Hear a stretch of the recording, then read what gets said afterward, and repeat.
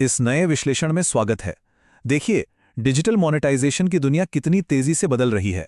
जो ट्रिक्स कल तक काम करती थीं, वो आज बिल्कुल बेकार हो चुकी हैं। आज की इस चर्चा में हम सीधे 2026 के लिए YouTube के नए, छिपे हुए और सच कहूं तो काफी सख्त मोनेटाइजेशन नियमों की बात करने वाले हैं। अक्सर लगता है ना कि बस कुछ व्यूज और सब्सक्राइबर्स पा लिए तो काम हो गया, लेकिन असली कहानी इससे बहुत आगे की है। तो बिना वक्त बर्बाद किए चलिए गहराई से समझते हैं कि आखिर चल क्या रहा है। आज की हमारी चर्चा एक प्रॉपर सर्वाइवल गाइड की तरह होगी। शुरुआत करेंगे मोनेटाइजेशन के इतिहास से, फिर बात करेंगे सफलता की उस कड़वी सच्चाई की जिस पर कम ही लोग ध्यान देते हैं। इसके बाद चैनल सेटअप के कुछ बहुत ही बेसिक लेकिन ज़रूरी नियम देखेंगे, फिर सबसे अहम हिस्सा कंटेंट क्वालिटी में क्या बिल्कुल नहीं करना है, और अंत में अगर सिस्टम से कोई गलती हो जाए तो अपील करने का सही तरीका क्या है। तो चलिए अपने पहले भाग से शुरुआत करते हैं, मोनेटाइजेशन का इतिहास। पुराने समय और आज के हालात को अगर कंपेयर करें तो यकीन मानिए फर्क देखकर काफी हैरानी होती है। इस सफ़र को देखना सच में बड़ा दिलचस्प है। याद है जब प्लेटफॉर्म नया नया शुरू हुआ था, तब डे 1 मोनेटाइजेशन का रूल था, मतलब चैनल बनाओ, वीडियो डालो और बस कमाई शुरू। कोई वॉच टाइम या सब्सक्राइबर्स का झंझट ही नहीं था। लेकिन फिर क्वालिटी कंट्रोल के लिए एक सीमा तय कर दी गई। कुछ साल बीते तो शॉर्ट्स और उनके व्यूज़ के नए टारगेट्स आ गए, और अब हम 2026 में आ चुके हैं, जो कि सबसे सख्त और कॉम्प्लेक्स पॉलिसीज़ का दौर है। अब सिर्फ नंबर्स से काम नहीं चलने वाला। और यहीं पर एक बहुत बड़े भ्रम को तोड़ना ज़रूरी है। क्या ऐसा लगता है कि बस 1000 सब्सक्राइबर्स और कुछ हज़ार घंटे पूरे कर लिए तो पैसे आने लगेंगे? बिल्कुल नहीं। सच तो ये है कि इन मैट्रिक्स को पूरा कर लेना अब मोनेटाइजेशन की गारंटी है ही नहीं। बहुत से क्रिएटर्स ये सोचकर जश्न मनाने लगते हैं कि उन्होंने टारगेट हिट कर लिया, लेकिन ये महज एक एंट्री गेट है। असली अग्नि परीक्षा तो इसके बाद शुरू होती है। और इसी से हम अपने दूसरे भाग पर आते हैं, सफलता की कड़वी सच्चाई।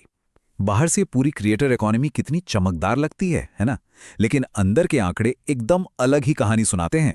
अगर हम फेलियर रेट के आंकड़े देखें तो वो सचमुच चौंकाने वाले हैं। चैनल शुरू करने वाले लगभग 80 से 90% लोग तो उन शुरुआती मैट्रिक्स तक पहुंचने से पहले ही गिव अप कर देते हैं, या उनका चैनल फेल हो जाता है। मतलब रेस ठीक से शुरू होने से पहले ही 100 में से 85 लोग बाहर। मुश्किल से 10 या 15% का एक बहुत छोटा सा हिस्सा ही उन जादुई आंकड़ों को छू पाता है। ये दिखाता है कि इस प्लेटफॉर्म पर टिके रहना कोई बच्चों का खेल नहीं है। लेकिन रुकिए, चुनौती तो इससे भी कहीं बड़ी है। जो 15% लोग उन शुरुआती नंबर्स को क्रॉस कर भी लेते हैं, जानते हैं उनमें से कितने चैनल मैनुअल रिव्यू में रिजेक्ट हो जाते हैं? पूरे 50%। सोचकर देखिए, महीनों की जी तोड़ मेहनत की, सारे क्राइटेरिया पूरे किए, और फिर भी आधी जंग हार जाने का खतरा सिर पर मंडरा रहा है। ये 50% का नंबर चीख चीख कर बताता है कि रिव्यू करने वाले अधिकारी अब छोटी से छोटी कमी को भी नहीं बख्श रहे हैं। तो फिर इससे बचा कैसे जाएं? आइए भाग 3 पर चलते हैं, चैनल सेटअप और बुनियादी नियम। ये वो बेसिक चेकलिस्ट है जिसे रिव्यू टीम कंटेंट देखने से पहले ही चेक कर लेती है। रिव्यू से पहले की ये चेकलिस्ट एकदम स्ट्रिक्ट है। सबसे पहली और सबसे जरूरी शर्त है 0 एक्टिव कम्युनिटी गाइडलाइन स्ट्राइक। अगर चैनल पर एक भी एक्टिव स्ट्राइक है तो समझ लीजिए पूरी की पूरी रिव्यू प्रोसेस वहीं रुक जाएगी। कोई भी व्यूज या वॉच टाइम काम नहीं आएगा। इसके अलावा चैनल की अपनी एक पहचान होनी चाहिए, मतलब चैनल का लोगो और बैनर अपलोड होना मस्ट है। ये चीजें प्लेटफॉर्म को ये भरोसा दिलाती हैं कि चैनल किसी असली इंसान ने एक खास मकसद से बनाया है, कोई स्पैम बॉट नहीं है। मैनुअल रिव्यूअर्स का असली फोकस कहाँ होता है, इसे समझने के लिए जरा इस ऑफिशियल पॉलिसी पर गौर करते हैं। इसमें साफ लिखा है कि जब हम किसी चैनल की समीक्षा करते हैं तो हम अबाउट सेक्शन और डिस्क्रिप्शन की जांच करते हैं।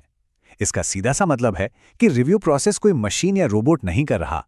असली इंसान बैठकर चैनल का अबाउट सेक्शन पढ़ते हैं, ताकि ये कंफर्म हो सके कि चैनल का जो भी उद्देश्य है वो एकदम जेन्युइन और ट्रांसपेरेंट है। अगर अबाउट सेक्शन खाली पड़ा है तो ये एक बहुत बड़ा रेड फ्लैग है जो सीधे रिजेक्शन की तरफ ले जा सकता है। अब आते हैं सबसे क्रिटिकल हिस्से पर, भाग 4, कंटेंट क्वालिटी में क्या गलतियां बिल्कुल नहीं करनी है।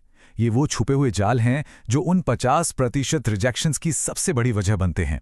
रिजेक्शन का सबसे पहला और शायद सबसे कॉमन कारण है रीयूज्ड कंटेंट।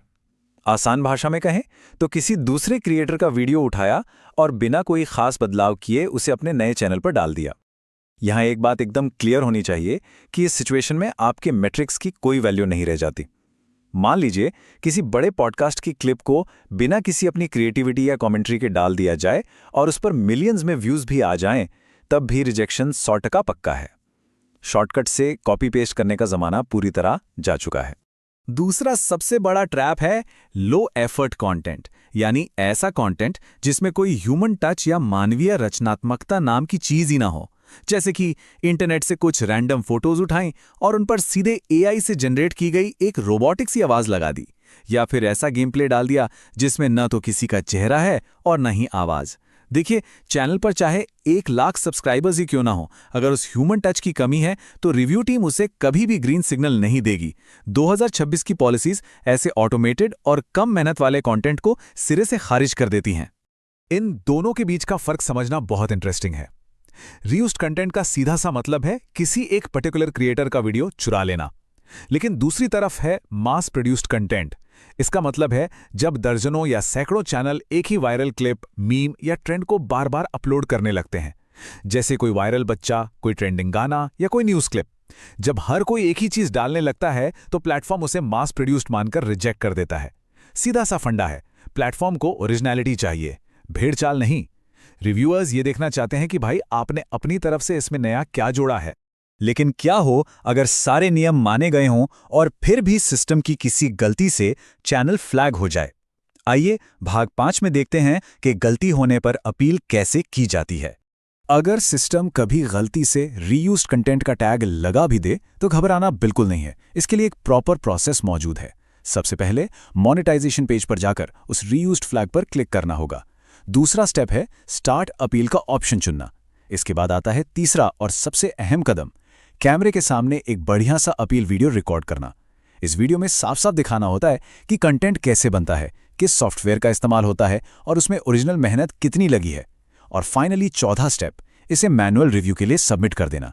यकीन मानिए, जब कोई असली इंसान इसे रिव्यू करता है ना, तो ओरिजिनल मेहनत की हमेशा जीत होती है। तो इन तमाम छिपी हुई बाधाओं, सख्त नियमों और कड़वी सच्चाइयों को समझने के बाद अब एक बड़ा सवाल खुद से पूछने वाला है, क्या आज कोई भी चैनल 2026 की इन भयंकर सख्त नीतियों का सामना करने के लिए 100% तैयार है?